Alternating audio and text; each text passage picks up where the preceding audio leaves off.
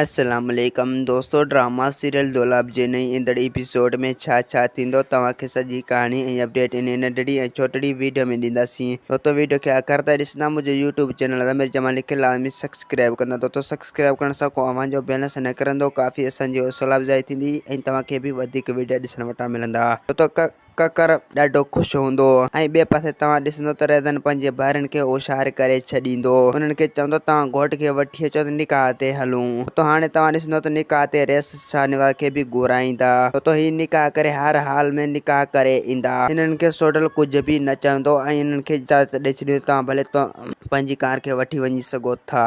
ऐं ॿिए पासे अम्मा साण रेस मंसूर खे रोकींदो त तूं हिन हक़नि लाइ न उथ। रेस मंसूर चवंदो जेसीं ताईं मां हिन आवाम खे गॾु नथो कयां, जेसीं ताईं पंहिंजे हक़नि लाइ हू न उथंदा, जेसीं ताईं मां ॿाहिरि नथो निकिरियां। हाणे उन्हनि खे मुंहिंजो साथ ॾियणो ई पवंदो।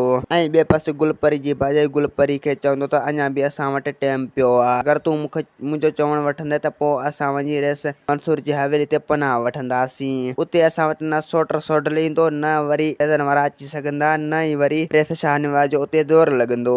गुलपरी चवंदो त मां सोडल सां धोखो नथो करे सघां। दोस्तों असांखे ॾींदा हाणे इजाज़त, वरी तव्हां सां मिलंदासीं कंहिं नई ईंदड़ वीडियो में। जेसीं ताईं पंहिंजो ख़्यालु रखंदो। ख़ुदा हाफ़िज़।